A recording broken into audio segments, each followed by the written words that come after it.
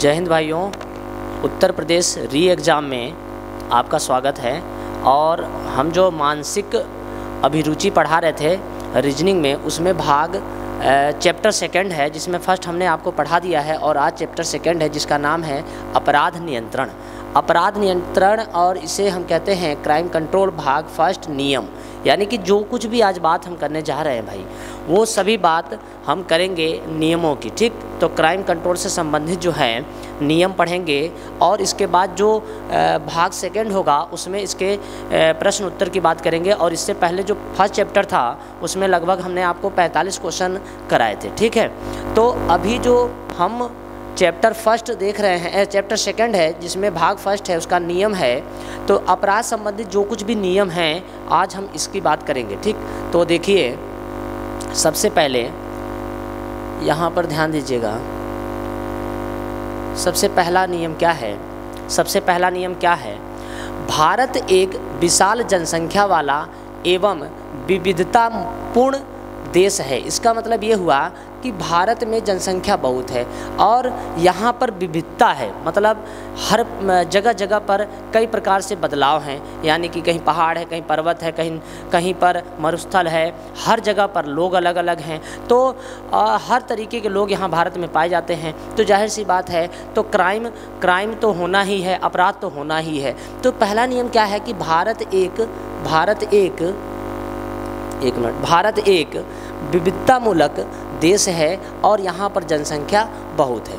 दूसरा लिखा है अपराधी प्रवृत्ति के लोग अपराध करके सामाजिक स्थितियों को क्या कर देते हैं, बिगाड़ देते हैं और उसे आघात पहुँचाते हैं। तो जाहिर सी बात है उनको कंट्रोल करने के लिए कोई ना कोई तो चाहिए ही। लिखा है देश की आंतरिक संपत्ति की रक्षा करना और उनके अपराध को साबित करने के लिए पर्याप्त साक्ष्य जुटाना पुलिस का कार्य है। यानी देश की आंतरिक संपत्ति की रक्षा करना और उनके अपराध का मतलब है कि यहाँ पर अगर किसी अपराध से संबंधित बातें हैं तो अपराध से संबंधित जो साक्ष्य इकट्ठा किया जाता है वह इकट्ठा करने के जो जिम्मेदारी दी गई है वह सब किसको दी गई है? तो पुलिस को दी गई है। अगला पॉइंट क्या लिखा है? अपराध को नियंत्रित करने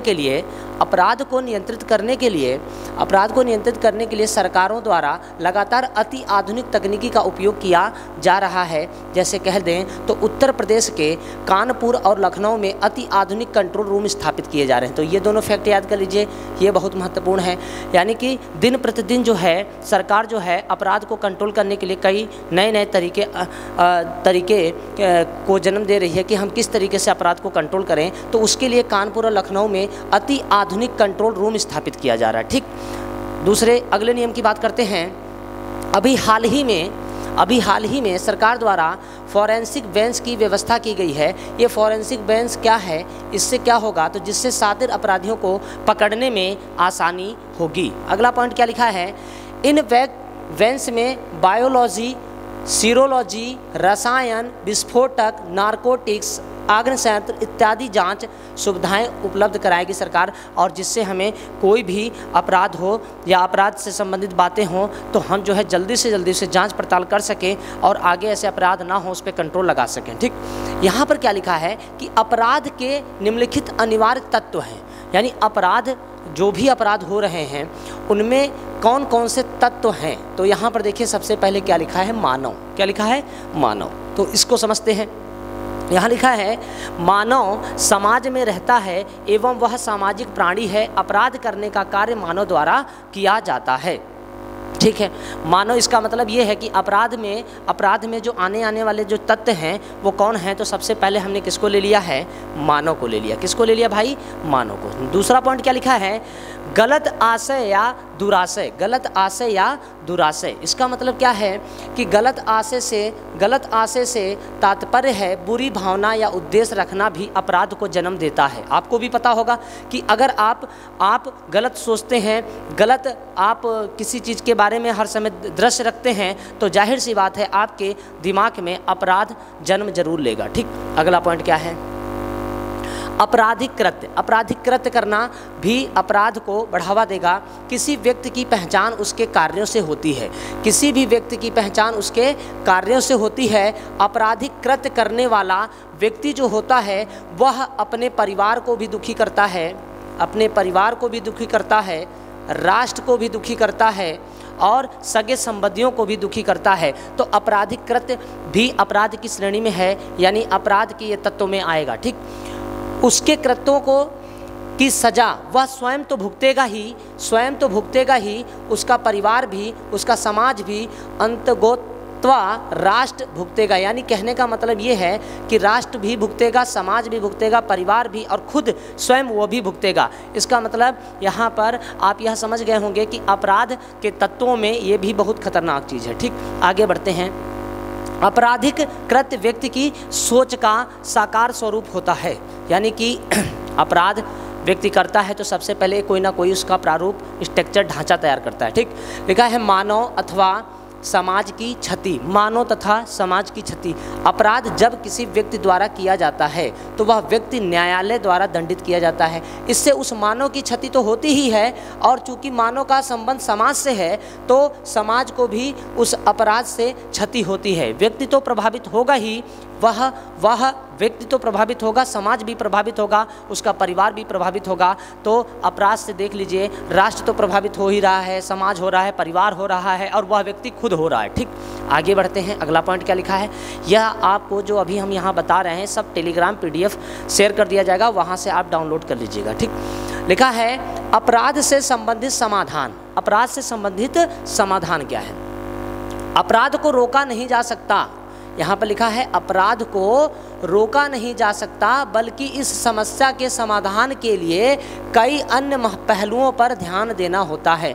देखो, कहने का मतलब यहाँ ये हुआ कि आप जो है अपराध को पूर्णतः ख़त्म तो नहीं कर सकते हैं, लेकिन इसको थोड़ा जो है इस पर नियंत्रण जरूर लगा सकते हैं। तो वह नियंत्रण क्या क्या लगाया जा सकता है, अगर हम उसकी बात करते हैं तो यहाँ पर देखिए सबसे पहला पॉइंट क्या है, पुलिस प्रशिक्षण देकर। यानी व्यक्तियों को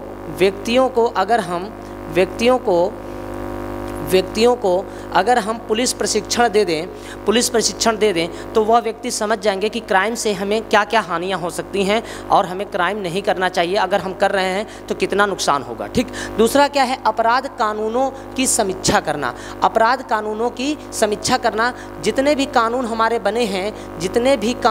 बने हैं वो अंग्रेज़ों के ज़माने के हैं। कहाँ के हैं? अंग्रेज़ों के ज़माने के हैं। तो सबसे पहले हमें क्या करना है, अपने अपराध से संबंधित जो कानून है पहले उसको सुधारना है। तो कानून में सुधार जरूरी है। कानून में क्या करना जरूरी है? सुधार जरूरी है। दूसरा पॉइंट समझिए क्या है, कारागार व्यवस्था में सुधार। यानी कारागार व्यवस्था में सुधार क्या करना है, जैसे कहने का मतलब है कि कोई अपराधी अब जेल में जा रहा है तो जेल में उसको नशे पानी की व्यवस्था की जा रही है, उसके अच्छे खाने पीने की व्यवस्था भी की जा रही है, और कहने का मतलब रहने की अच्छी सुविधा दी जा रही है। तो वह व्यक्ति जो है अपराध को बढ़ावा देगा। दूसरी बात यह है कि कारागार व्यवस्था में यहाँ पर एक चीज़ और समझ लीजिए कि कई कैदियों को कई प्रकार से छूट दी गई है। ठीक है, वो मनमानी अपना कर रहे हैं, तो इसमें पहले सुधार की जरूरी है। सुधार करना इसमें बहुत जरूरी है। ठीक, सामाजिक बुराइयों को दूर करना। सामाजिक बुराइयों को क्या करना? दूर करना। यानी कहने का मतलब समाज में कई प्रकार की जो बुराइयां हैं, अगर हम उनको दूर कर दें तो कई प्रकार से अपराध पर कंट्रोल किया जा सकता है। नशा मुक्ति बहुत ज़रूरी है। अगर नशा मुक्ति नहीं करते हैं तो व्यक्ति जो है यहाँ पर नशे की हालत में कई प्रकार के अपराध कर देता है। न्याय प्रक्रिया में सुधार। न्याय प्रक्रिया में भी सुधार। कहने का मतलब ये है कि अपराध आज किया जा रहा है और सज़ा जो है 10, 15, 20 वर्ष के साल सज़ा उसको सुनाई जाए तो उस न्याय का कोई महत्व नहीं रह जाता है। तो न्याय प्रक्रिया में सबसे पहले सुधार करेंगे तो जल्दी से जल्दी, जितना जल्दी हो सकता है, अगर हम कोई अपराधी है उसको अगर हम उसको सज़ा दे दें तो आगे कोई अपराध जल्दी नहीं करेगा। लेकिन यहाँ पर सबका मन बढ़ गया है क्योंकि न्याय प्रक्रिया में हम सुधार नहीं कर रहे हैं। ठीक, बेरोजगारी उन्मूलन। अगर हम खाली बैठे रहेंगे तो हमारे दिमाग में खुरापात और कई प्रकार की जो है गलत भावनाएं व्याप्त होती रहेंगी। तो इसलिए सबसे पहले हमें बेरोजगारी को ख़त्म करना चाहिए। अगर हम बेरोजगारी को ख़त्म करते हैं, अगर हम बेरोजगारी को ख़त्म करते हैं तो कई प्रकार के अपराधों को हम कंट्रोल कर सकते हैं। नैतिक शिक्षा का प्रसार करना, यानी कि जो शुरुआती प्रारंभिक जो शिक्षा होती है उसमें हमें सुधार करना चाहिए और प्रारंभिक शिक्षा को हमें सही तरीके से देना चाहिए व्यक्ति को, ताकि जो है वो आगे चलकर किसी भी प्रकार के अपराध को ना करे और हमें हर एक जानकारी उसको सही तरीके से देनी चाहिए। तो नैतिक शिक्षा बहुत ज़रूरी है। ठीक, यहाँ लिखा है आईपीसी सीआरपीसी भारत में दंड व्यवस्था का एक प्रावधान करते हैं। आईपीसी और सीआरपीसी इन दोनों में थोड़ा सा अंतर है और इसको थोड़ा समझना पड़ेगा आपको। ठीक, लिखा है आईपीसी सीआरपीसी भारत में दंड व्यवस्था करते हैं। आईपीसी का जो अर्थ है, आईपीसी का अर्थ है इंडियन पीनल कोड। अब यहाँ लिखा है आईपीसी 1860 में अस्तित्व में आया था। भाई ध्यान समझना कि जब अंग्रेज थे हमारे यहाँ तो उनके द्वारा ही आईपीसी लाया गया। ठीक है, तो ये सबसे पहले जब ये आया तो 1860 में अस्तित्व में आया। 1862 में इसे भारतीय दंड संहिता के तौर पर लागू किया गया। इसमें क्या होता है, इसमें अपराध और दंड दोनों तय किया जाता है कि अपराध कौन है, कौन से अपराध के लिए कौन से दंड की व्यवस्था की जाए। ये सभी व्यवस्थाएं किसमें की गई है, इस आईपीसी में की गई है। ठीक, यह सेना पर लागू नहीं है, अगला पॉइंट क्या लिखा है, आईपीसी में कुछ बदलाव किए गए हैं। आईपीसी में क्या किए गए हैं, कुछ बदलाव किए गए हैं। तो अब जो घटना है वो क्या है कि आईपीसी में कुछ बदलाव किए गए हैं और आईपीसी को भारतीय न्याय संहिता कहा गया है। इसका मतलब है आईपीसी में कुछ बदलाव किए गए हैं और कहा गया है भारतीय न्याय संहिता। इसको थोड़ा समझ लीजिए, भारतीय न्याय संहिता। आईपीसी में पहले 511 धारा थी जो अब जो है 356 रह गई है। 8 नई धारा जोड़ी गई है और 175 धाराओं में बदलाव किया गया है और 22 धाराएं निरस्त की गई हैं। 22 धाराएं क्या की गई हैं, निरस्त की गई हैं। आईपीसी में पुरुष यौन उत्पीड़न से संबंधित नियमों में क्या कर दिया गया है, बदलाव किया गया है। यानी कहने का मतलब है कि कई प्रकार से पुरुष से संबंधित जो है शादी विवाह से संबंधित और वादों से संबंधित कई नियमों में इस समय बदलाव किया गया है। ठीक, अगला पॉइंट क्या लिखा है, सीआरपीसी लिखा है। क्या है, सीआरपीसी। सीआरपीसी का अर्थ क्या है, सीआरपीसी का अर्थ क्या है, कोड इसका मतलब ये हो गया code of criminal procedure police, ये लिखा हुआ है सीआरपीसी। आमतौर पर थाने में मामले आईपीसी की धारा के तहत दर्ज किए जाते हैं, लेकिन जांच जितने भी की जाती हैं जांच वो सब किसके तहत की जाती हैं, सीआरपीसी के तहत की जाती हैं, सीआरपीसी के तहत किया जाता है। अगला पॉइंट क्या लिखा है, सीआरपीसी में 533 धारा है जिसमें से 160 में बदलाव किया गया है, यानी 160 धाराओं में बदलाव किया गया है और 9 धाराएं जोड़ी गई हैं और 9 धाराएं दोस्त हटा दी गई हैं। यह महत्वपूर्ण फैक्ट है, याद कर लीजिएगा। अपराध नियंत्रण के तहत ही हम इनकी भी बात करते हैं। ठीक, इनसे संबंधित जितने भी क्वेश्चन होंगे वह कल के वीडियो में आपको मिलेगा और 40 से 45 क्वेश्चन लगभग होंगे। ठीक, ध्यान दीजिए। अगला क्वेश्चन क्या लिखा है, अब यहाँ पर कुछ अपराध से संबंधित बातें करते हैं, बहुत महत्वपूर्ण है दोस्त। अपराध से संबंधित कुछ बातें लिखा है, साइबर अपराध क्या है, साइबर अपराध क्या है। तो अपराध के तो कई तरीके हैं, तो इसमें सबसे प्रमुख तरीका एक देख लीजिए जो इस समय सबसे ज़्यादा देखा जा रहा है, वो साइबर अपराध क्या है। उन अपराधियों से है जो इंटरनेट कंप्यूटर से संबंधित अपराध करें। ठीक, पहला पॉइंट। दूसरा है जैसे साइट हैक करना, data hacking, phishing mail, spam email, online blackmail, OTP fraud करना, ये सब इस समय के दौर में सबसे ज़्यादा फ्रॉड किया जा रहा है। ठीक, तो आपसे कभी पूछेगा कि निम्नलिखित में से कौन साइबर अपराध के तहत आता है, तो इन सब के नाम याद कर लीजिए। ठीक, अगला क्या है, हैकर कितने प्रकार के होते हैं, तो हैकर के यहाँ पर कितने प्रकार दिए गए हैं, 3 प्रकार दिए गए हैं। एक का नाम है ब्लैक हैट हैकर, एक है वाइट हैट हैकर और एक है ग्रे हैट। तो अब देखिए, तो इनको 3 कैटेगरियों में रखा गया है, नाम में ही लिखा क्या है यहाँ पर ब्लैक। तो इसमें क्या है, पैसे के लिए जो गैर कानूनी काम करता है, ऑनलाइन इंटरनेट से संबंधित जुड़कर अगर पैसे के लिए अगर कोई काम, पैसे के लिए गैर कानूनी कोई काम करता है तो उसे किस हैकर में रखते हैं? Black hat. White hat hacker किसे कहते हैं आखिर में, इसकी बात करते हैं तो संस्था और सरकार के लिए जब कोई हैकर काम करे तो उसे हम क्या कहते हैं? White hat hacker. ये वाइट है, वाइट है तो ये मतलब ये कानूनी तौर पर है, कानूनी तौर पर किया जा रहा है, यानी कि कहीं अपराध को कंट्रोल करने के लिए ये इसका प्रयोग सरकार कर देती है, इसे वाइट हैट हैकर कहते हैं। ठीक। ग्रे हैट हैकर ऐसे हैकर जो नए नए हैकर हैं, जो आगे चलकर कहीं कुछ काम तो सही करते हैं और कुछ काम क्या कर देते हैं? गलत कर देते हैं, तो उसे हम क्या कहते हैं? Grey hat hacker. तो हैकर के कितने प्रकार हो गए? 3 हो गए। अब आगे बढ़ते हैं। अगला पॉइंट क्या लिखा है? लिखा है फिशिंग क्या है? फिशिंग क्या है? ये भी अपराध का एक तरीका है। तो सुनिए, छल कपट करके फर्जी ईमेल से एटीएम से पासवर्ड को चुराना और अपने जाल में व्यक्ति को फंसाना ही क्या कहलाता है? फिशिंग कहलाता है। क्या कहलाता है?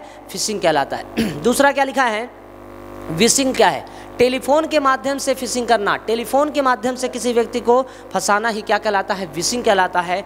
अगला है साइबर बुलिंग क्या है? तो साइबर बुलिंग को समझिए, फेसबुक नेटवर्किंग पर अशोभनीय टिप्पणी करना, धमकी देना, शर्मिंदा करना, ये सब किस में आता है? ये सब किस में आता है?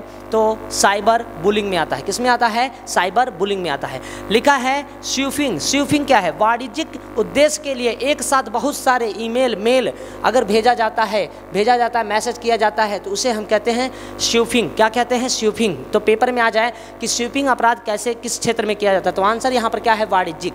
क्या है यहाँ पर? वाणिज्यिक। अगला ऐसे लिखा हो साइबर बुलिंग क्या है? तो फेसबुक नेटवर्किंग पर अशोभनीय टिप्पणी करना क्या कहलाएगा? साइबर बुलिंग कहलाएगा। ठीक।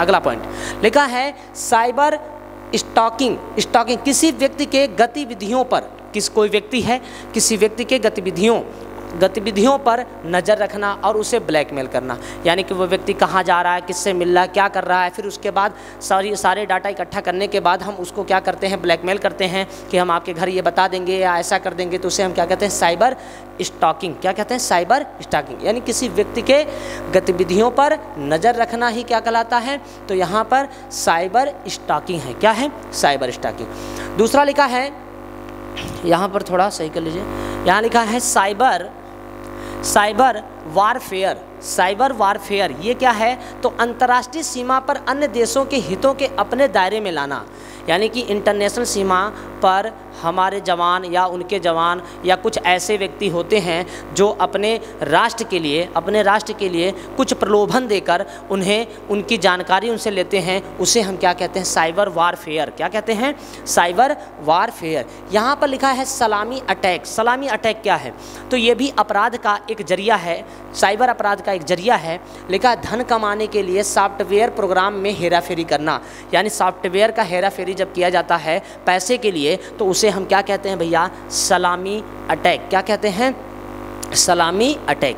तो यहाँ पर जो अभी नियम हम आपको बताए हैं, ये सभी नियम जो है ये संबंधित है ये सभी नियम संबंधित है अपराध नियंत्रण से। किससे संबंधित है? अपराध नियंत्रण से। तो मेरे भाई एक काम करना होगा, अपराध नियंत्रण से संबंधित तो हम नियम बता दिए हैं, लेकिन इससे संबंधित कुछ महत्वपूर्ण नियम अभी और हैं, थोड़े से महत्वपूर्ण नियम और हैं जो हम कल भाग 2 में बात करेंगे उसकी, और उसमें इसके जो नियम होंगे थोड़े बहुत वो भी पूरा करा देंगे। और यहाँ से लगभग आपको यहाँ पर 45 से 50 क्वेश्चन ये कराए जाएंगे। ठीक मेरे भाई, 45 से 50 क्वेश्चन इसके कराए जाएंगे। तो यहाँ पर आप थोड़ा सा समझ लीजिएगा, 45 से 50 क्वेश्चन जो मिलेगा वो आपको PDF के रूप में मिल जाएगा। किसके रूप में? PDF के रूप में मिल जाएगा, और हम यहाँ सॉल्व भी करा देंगे। तो ये अपराध से संबंधित सारी बातें थी, ठीक है, जिसमें आप कुल मिलाकर ये गतिविधियाँ और ये सब बातें आप समझ गए होंगे। तो इसमें एक पॉइंट है, एक मिनट